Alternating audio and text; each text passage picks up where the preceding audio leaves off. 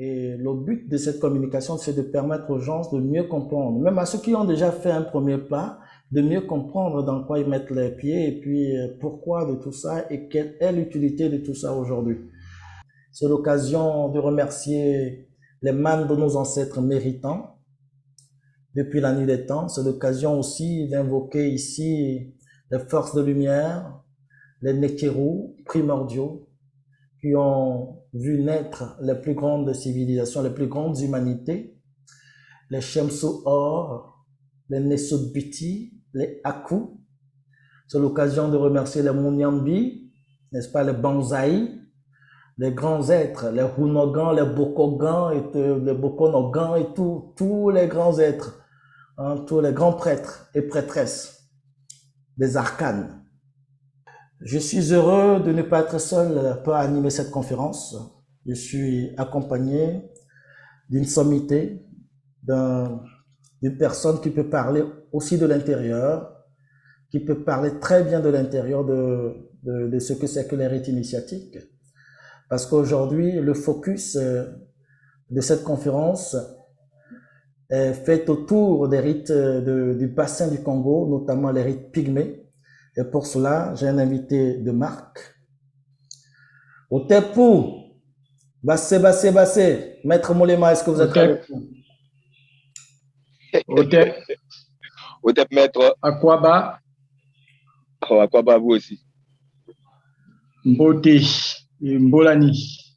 C'est Maître Moulema, Nganga, initiateur dans la tradition mystico-spirituelle bouddhiste. Je suis chercheur indépendant aussi et auteur. Et ravi d'être encore avec vous ce dimanche. Maître Moulema est avec nous ce soir. Il est auteur notamment.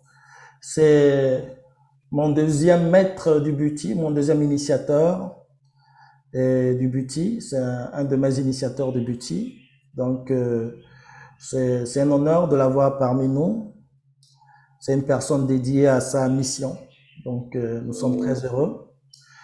Il est auteur de deux ouvrages que vous pouvez trouver avec nous d'ailleurs. Si vous voulez les étudier, vous aurez l'occasion. Notamment Mimbara dans la tradition mystico-spirituelle bouddhiste et Les forces rebelles aux lois divines. Ils sont les deux ouvrages déjà publiés de Maître Molema. Maître Molema est un des disciples d'un grand maître du Buti, notamment Maître Atom Ribenga, que vous voyez là, accompagné de Maître Simon, son fils d'ailleurs, qui est notre initiateur Buti. Merci à tous.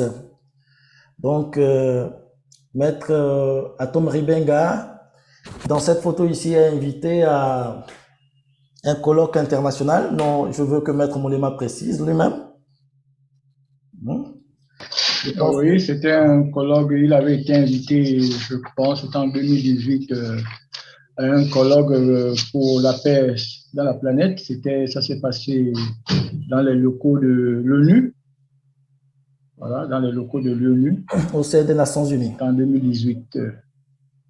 Oui, au sein des Nations Unies, effectivement. Super. Qui avait rassemblé 12 grands maîtres de la planète. Et le Buti avait été invité. Et à la grande surprise générale de ce colloque, c'est au Buti qu'on avait demandé d'ouvrir, c'est au maître Atop qu'on avait demandé d'ouvrir la séance par un grand maître chaman qui a reconnu le premier rite de l'humanité. Donc, c'est le maître Atom qui a ouvert la cérémonie. C'est lui qu'on a demandé d'ouvrir, de conduire le rituel d'ouverture. Ce qui nous inspire au sein de l'association IS, c'est de retrouver la vérité primordiale à travers ce que nous appelons le vrai, certain et véritable, tel que libellé dans les tablettes d'émeraude rendues célèbres par ce petit livre qu'on appelle le Kybalion. Mais les tablettes d'émeraude sont attribuées à juste titre, nous pensons bien, à Hermès Trismégistes, le 3 fois grand, Djéouti, le Néter Djéouti de l'Égypte antique, le maître de la connaissance absolue, Donc, ce triptyque veut dire quoi exactement? Chaque chose, pour qu'elle soit validée dans sa vérité, pour qu'elle soit certaine et véritable et vérifiable, il faut qu'elle soit vraie au moins à 3 niveaux. Au niveau physique, au niveau atmique et au niveau esprit. Donc, au niveau du corps, de l'âme et de l'esprit, qui sont les 3 grandes parties, disons comme ça, basiques du corps, de l'être. Donc, chaque chose doit préexister avant d'exister, puisque le spirituel précède toujours le physique. Donc, à ce titre, pour qu'une chose soit vraie, certaine et véritable, il faut qu'elle le soit à 3 niveaux. La Reknecher, c'est la connaissance totale qui détenaient nos ancêtres les plus méritants, les Munyambi, les Banzai, les grands maîtres, les Shemso Or, et qui ont réussi à travers cette science, cette connaissance totale de la nature et du cosmos, à travers une cosmologie d'une précision scientifique. Ils ont réussi ainsi à nous donner la plus grande civilisation, les plus grandes civilisations qui ont essaimé l'humanité et qui restent jusqu'alors inégalées dans leur équilibre, dans leur rapport avec la nature, dans leur rapport avec le cosmos qui les entoure et aussi l'univers, l'indéfini. Depuis le défini jusqu'à l'indéfini, ils avaient une corrélation parfaite. Donc nous disions que en résumé, que je parlais de l'exemple du zodiaque de Dendera et du calendrier scientifique égyptio-nubien, les scientifiques du monde aujourd'hui reconnaissent en ce calendrier le calendrier le plus intelligent au monde. Voilà. En résumé, ils disent que c'est le seul vrai et intelligent calendrier parce que ce calendrier était de nature astronomique et donc de nature scientifique. Donc, c'était pas juste des lubies, des fantasmes d'une personne ou bien d'un roi à qui on attribue des mois, à qui on attribue des jours, des choses comme ça. Non, c'était pas de la fantaisie. Tout était fait pour que le plus petit soit en rapport avec le plus grand, l'infiniment petit soit en rapport avec l'infiniment grand. Nous ne sommes pas en train de rechercher cette Reknecher primordiale juste pour des besoins nostalgiques. C'est pas parce que voilà, on souffre tellement dans notre peau qu'on a envie de retrouver une certaine gloire perdue. Non, c'est seulement qu'on se rend compte que malgré toutes les prétentions que l'humanité actuelle a, nous sommes tous simplement en retard sur des civilisations qui, soi-disant, étaient archaïques, sur tellement de choses, sur tellement de vérités fondamentales, sur tellement de vérités principielles. Donc, c'est à ce titre que nous pensons que nous avons le devoir de retrouver cette science qui a fait de nous des géants à une époque, des géants au sens noble du terme. Donc, nous allons, à partir de là, à travers notre association, fouiller les rites, les connaissances majeures, en vue de les restaurer dans leur vérité et de les amener dans ces nouvelles ères. Le but, c'est de trouver un canal véritable, parfait, en tout cas le meilleur canal possible, vers la connaissance totale pour la conscience absolue et la perfection. La tradition n'est pas statique. Elle ne l'a jamais été, elle ne le sera jamais.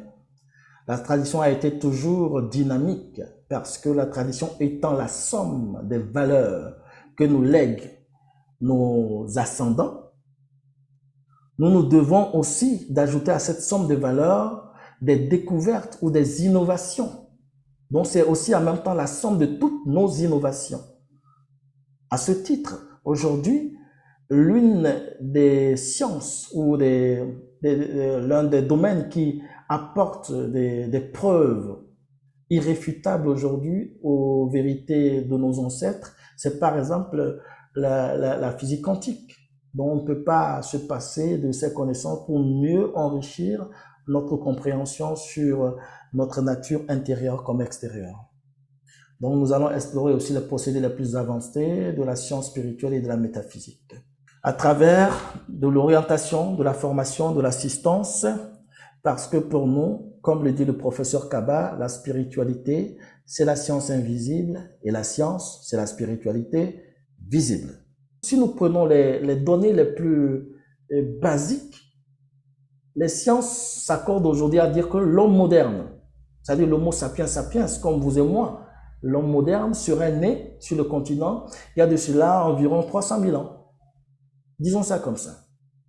Donc, si nous prenons l'histoire de l'homme même sur 300 000 ans, l'Afrique a perdu l'initiative de l'histoire il y a aujourd'hui en réalité moins de 1000 ans. Mais elle a commencé à le perdre il y a environ peut-être 2500 ans. 2500 ans. Même si nous prenons 3000 ans sur 300 000 ans, quand même, au niveau du point de vue de l'histoire, nous nous rendons bien compte que c'est peu de choses et que l'histoire a tendance à se répéter et que on a vite fait de donner l'Afrique perdue, puisque les anciens hommes, comme vous allez le comprendre si vous faites référence à la conférence que j'ai animée précédemment, les anciens hommes qui ont fait toute cette civilisation sont encore là, puisque leurs descendants sont encore là. Et la génétique nous prouve que les génomes ne se perdent pas tant que nous continuons à procréer.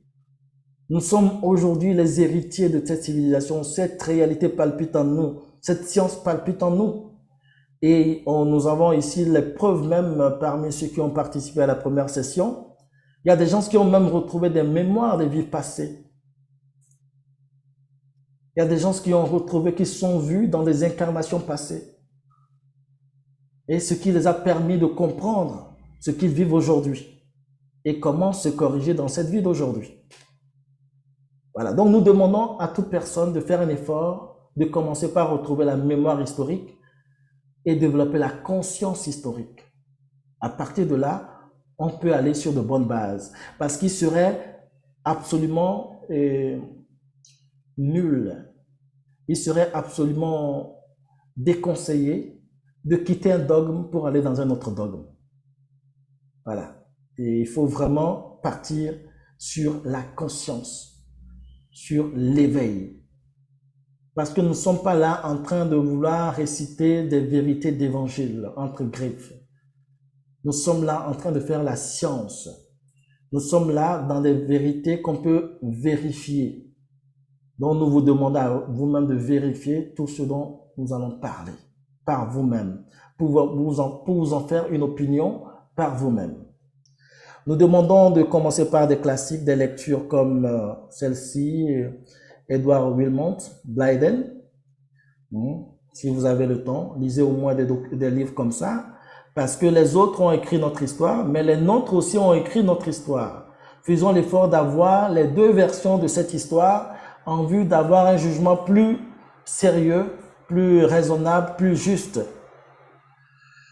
Il y a Anténor Filmer également, un des précurseurs de la conscience panafricaine. Vous allez trouver aussi Marcus Garvey, que nous vous recommandons. Nous vous recommandons également Kwame Nkrumah à lire, à étudier. Et nous vous recommandons surtout le grand maître, Cheikh Anta Diop, fondateur de l'école africaine d'égyptologie. Et si vous devez lire qu'une seule personne, lisez Cheikh Anta Diop et lisez Nations, nègres et cultures. Lisez Civilisation et barbarie.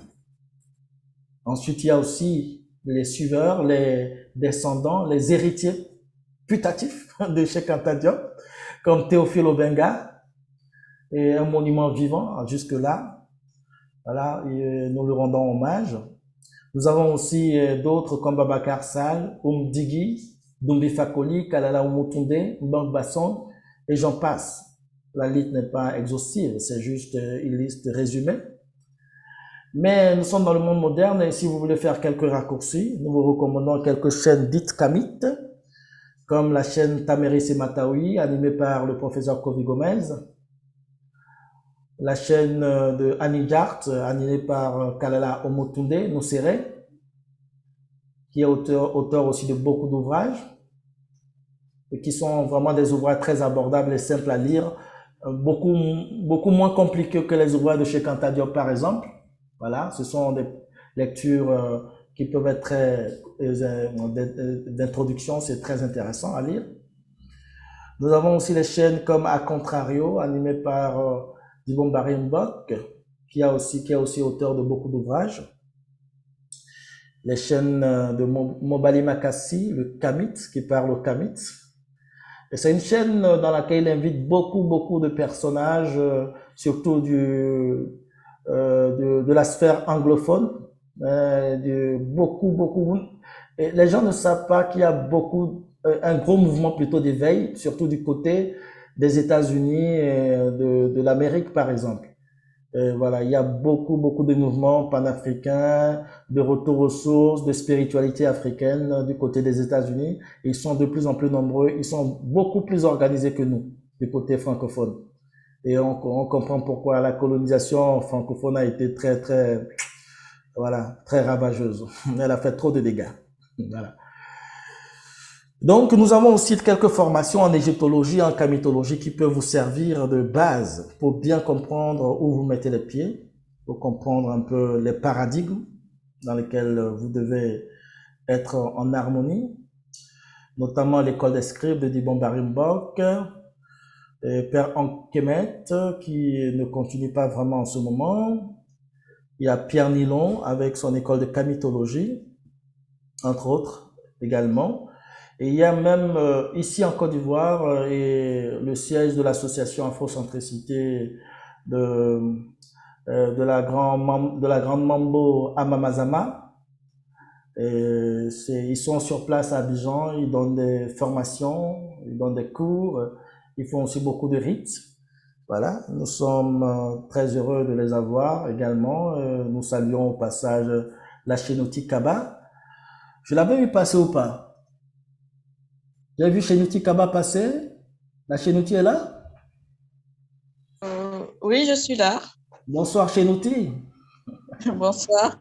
Ouais, Que ça va. Ça fait plaisir de t'écouter. j'ai vu passer, j'ai dit que la grande dame est là. La Oui, lionne oui, est là. je vous écoute. Non, nous écoutons un petit mot Chénouti Kaba, la lionne. Ben, écoute, déjà, je suis heureuse d'être ici parmi vous, hein, d'entendre tout ce que vous êtes en train de dire. Je salue aussi au passage donc Maître Lambeau qui a participé à mon initiation aussi. Hein. Donc, mon bonjour à tous. Et puis, merci de nous citer. Hein. Je suis heureuse d'être ici avec vous. Merci encore. Merci Chénouti. Il y a beaucoup de personnes qui travaillent dans l'ombre, mais quand vous n'êtes pas dans les cercles, vous croyez que rien ne se fait, mais je vous assure qu'il y a quand même des choses qui bougent.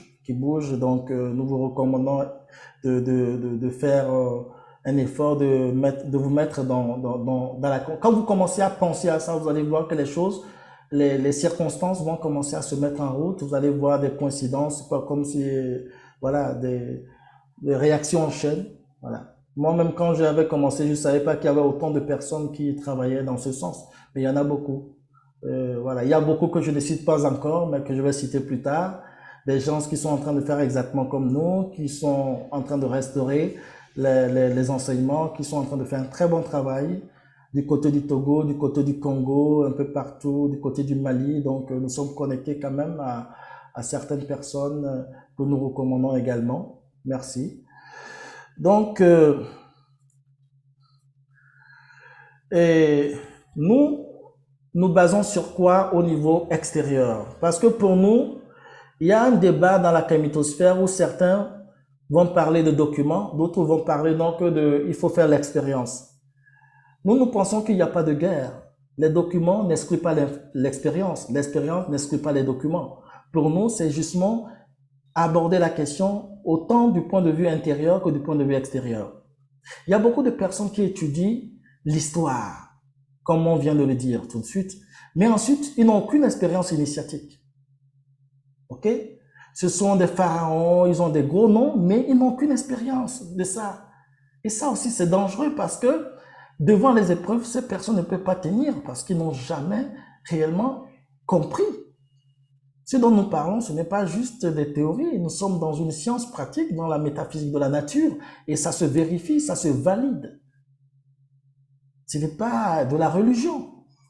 Donc, vraiment, ça aussi, nous recommandons à ces personnes-là qui font beaucoup d'études en kamitologie, en panafricanisme, de connecter la partie interne, de réveiller le vrai kamit qui dort en eux, de réveiller l'ancien qui dort en eux, de réveiller l'ancêtre qui dort en eux.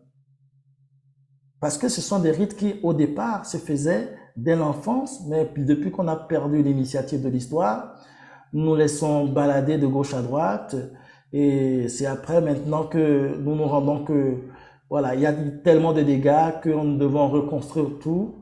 Mais aujourd'hui, même si nous ne pouvons pas tout régler pour nous-mêmes, faisons l'effort de faire en sorte que les générations qui viendront après nous n'aient pas les mêmes peines que nous. Sinon, ce serait vraiment du gâchis. Donc, l'Égypte antique nous sert de base, tout simplement.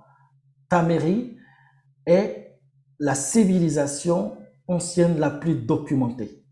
Nous avons au moins des traces qui peuvent confirmer des choses. Et quand on commence à étudier en profondeur la science de Tamérie, on se rend compte très vite que beaucoup de choses que nous faisons encore dans nos traditions sont à l'identique. Il y avait deux grands courants métaphysiques comme ça à Tamérie. Il y avait le courant de la Heka, qui est décrit comme magie, mais qui est lié, n'est-ce pas, à l'énergie de vitalité, qui est liée à la science de la manipulation des énergies de la nature à travers leur énergie de vitalité. Parce que vous voyez très bien qu'il y a He et Ka. Le He que vous voyez très bien que c'est comme une corde.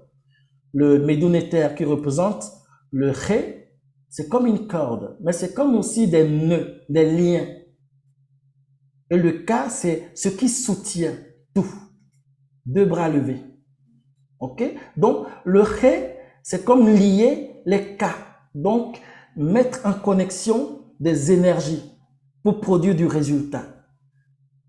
C'est une démarche purement scientifique, ce n'est pas de la religion. C'est pourquoi ça demandait beaucoup de connaissances, des vertus, des éléments de la nature, depuis le règne minéral, végétal comme animal, au règne astral. Cette science était la plus connue de manière globale parce que voilà, elle était pratiquée autant par le peuple que par l'élite de la prêtrise égyptienne. Maintenant, il y a une autre science qui était plus rare, c'était la science des Akou, des Ak, des hommes parfaits, des ancêtres divinisés, des ancêtres osirifiés. Cette science était une science de la métaphysique supérieure parce que c'est une science qui faisait jouer les principes primordiaux des éléments. Cette science qui permettait à l'être de devenir un Horetz Hekaou, c'est-à-dire un maître de la science magique. Horetz Hekaou, le nom qu'on donnait au grand maître de la science magique en Égypte antique. Et vous voyez bien que l'hiéroglyphe qui représente les Akou, c'est l'hiéroglyphe de l'ibis, mais en réalité, c'est ce qu'on a appelé plus tard le phénix, l'oiseau qui naît de ses cendres. Et cette science, malgré tout, existe encore dans la tradition africaine d'aujourd'hui, cachée derrière des apparences folkloriques. Donc, il faut aller voir, il faut aller scruter, il faut investiguer, il faut aller dans la science sacrée des choses pour comprendre. Pour cela, nous avons exploré, nous essayons d'explorer au sein de notre institution les sciences comme le Fa et la géomancie du Nord. C'est presque la même chose, sauf que le Fa ajoute à la géomancie une autre dimension, une dimension beaucoup plus élevée, qui se complète, voilà. Donc la science quand même, c'est une science qui a le même fondement, et en réalité le Fa, c'est la science de la vérité, de la science de la quête, de l'investigation, de la science qui représente même le dieu Djéouti Thoth, le dieu Djéouti. Parce que c'est la science qui permet de comprendre, de communiquer entre de l'humain vers le divin, du divin vers l'humain. C'est le messager des dieux, comme on le dit, le messager des Nétéros, le Fa, dans la tradition. C'est une tradition qu'il faut fouiller parce qu'il y a plusieurs niveaux toujours de ces sciences-là, mais il ne faut pas avoir peur d'aller chercher pour trouver les perles rares qu'il y a à l'intérieur, parce que ça existe, ça.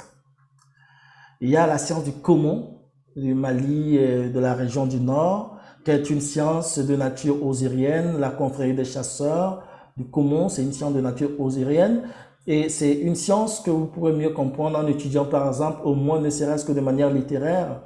D'abord, en termes de littérature, les ouvrages de Youssouf Tata Cissé, par exemple, qui a beaucoup écrit là-dessus, parce que lui-même, il est initié. Je le recommande parce que lui-même, il est initié. Voilà. C'est pas juste quelqu'un comme ça qui raconte sa vie.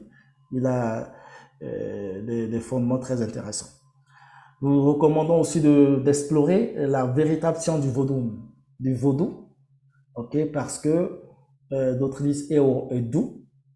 Et nous sommes allés discuter avec les grands maîtres du vaudou et il y a plusieurs niveaux de vaudou. Il y a ce que vous voyez de l'extérieur, mais il y a les niveaux intérieurs du vaudou qui n'ont rien à voir avec toutes les histoires qu'on peut raconter là-dessus. Et c'est nos sciences. Et celle-ci est l'une des sciences les plus connues même d'Afrique, pour ne pas dire peut-être la plus connue, parce qu'elle a su résister à la colonisation, même à l'esclavage, même si elle a été syncrétisée après du côté de l'Amérique et tout, mais c'est pas grave. Il y a toujours des fondements qu'on peut retrouver, il y a toujours des traces qu'on peut retrouver. On peut remonter quand même des vérités de cette science-là, qui est une science merveilleuse quand on sait l'approcher avec intelligence et avec conscience. Il y a les sciences du bassin du Congo comme le Buti, dont je ne vais pas beaucoup trop parler pour le moment puisqu'il y a une voix plus autorisée qui va nous en parler tout de suite. Donc, c'est la science qui nous a légué nos ancêtres Toa, Baka, Bayaka, qu'on a erronément appelé péjorativement pygmée. Nous avons aussi la science de la confrérie des dompteurs de léopards, les Congo. Parce que Ngo, c'est le léopard. Le Congo, c'est le maître de la science sacrée, représenté par l'animal léopard. Ce n'est pas seulement une science du style totémiste, mais le Ngo représente aussi l'énergie de la Vierge Noire, Ma Amawandombi, le Kemra, le cercle noir du soleil, le vrai soleil derrière le soleil, Imana. Donc, c'est une science aussi que nous allons explorer dans notre association en vue de permettre aux Africains qui veulent vraiment se retrouver de trouver les voies vers leur propre divinité. Alors, nous venons au mot qui nous réunit ce soir, qui est le mot initiation. On ne va pas traîner. Ce mot a été trop torturé. Nous-mêmes, nous l'utilisons, mais vraiment, c'est à défaut parce que nous sommes, voilà, vous voyez, cette conférence, on aurait dû le faire en Kabye, en Ebe, en Fon, en Yoruba, en Chiluba, en Kikongo, par exemple. Mais voilà, nous connaissons notre histoire. Je suis en train de parler en français parce que voilà, c'est comme ça qu'on peut se comprendre pour le moment. Mais ce mot a une origine beaucoup plus sacrée dans la tradition égypto-nubienne et qui veut dire quelque chose de plus profond. Mais aujourd'hui, ce mot est torturé pour rien parce que de manière basique, l'initiation veut dire quoi? Ça peut vouloir dire action de révéler ou de recevoir la connaissance de certaines pratiques, comme l'initiation à la peinture. Par exemple, on peut dire on vous initie à la peinture. Donc, synonyme, apprentissage, découverte, formation. Ça peut vouloir dire aussi action de donner les premiers rudiments d'une discipline. Voilà, cours d'initiation linguistique. Ça peut vouloir dire aussi action d'initier, c'est-à-dire d'impulser quelque chose. Un processus physique ou chimique, par exemple. Ça peut vouloir dire aussi cérémonie qui fait accéder un individu à un nouveau groupe d'appartenance définie par le partage d'un savoir commun. Donc, initiation, il ne faut pas que ce nom effraie quelqu'un, c'est juste une introduction à un sujet.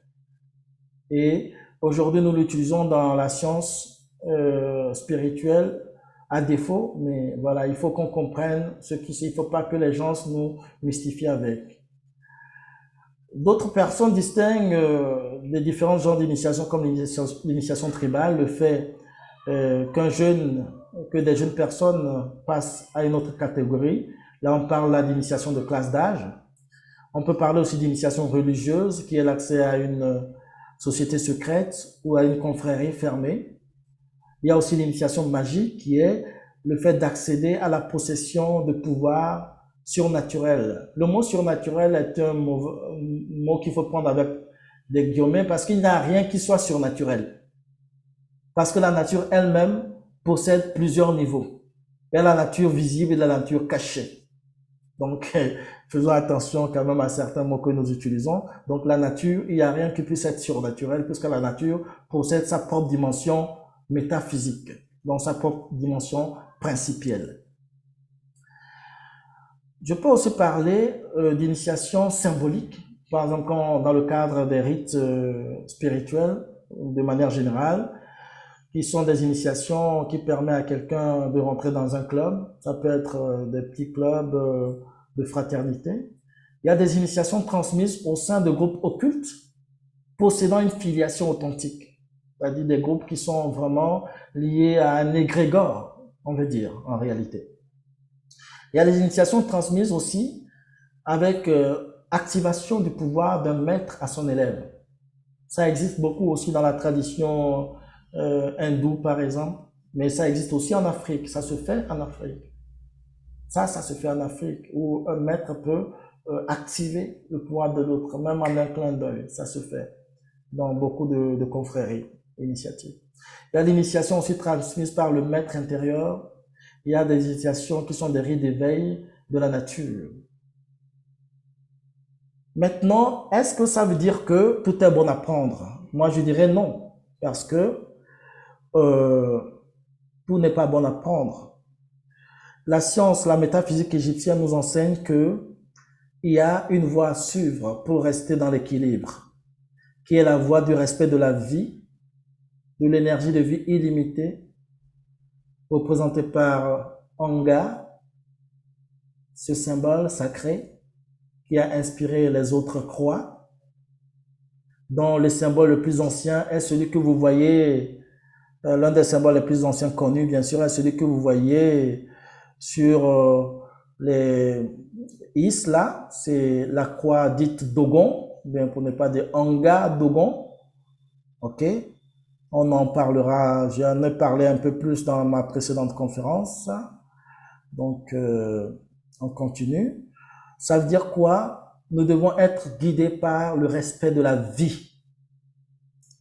Cette croix est dite aussi croix de la vie éternelle. Tout ce que nous devons faire, les rites que nous faisons doivent être guidés par la vie. Si elles ne le sont pas, il peut y avoir danger dans la maison. Ensuite, la vie est gérée par une loi universelle qu'on appelle la Ma'at, la loi de l'équilibre, de l'harmonie, de la vérité, de la justice, le juste milieu. J'en ai aussi assez parlé dans l'autre référence. Donc, voilà quelques notions de base qui doivent nous guider dans notre quête de la vérité, dans notre quête de la science sacrée de nos anciens. Parce qu'il faut avouer que avec les invasions et tout, même sans les invasions, il y a toujours les deux pôles qui sont nécessaires.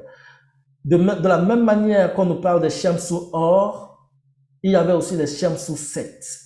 Les Shamsu Or qui sont les suiveurs d'Horus, il y avait aussi les suiveurs de Set, qui est le pendant déséquilibre d'Horus. Heureusement, dans la science sacrée, Horus gagne toujours pour que la vie continue. Bon, il y a aussi l'opposition Mat et Isfet, qui est libellée dans la première assertion des 42 lois de la Ma'at.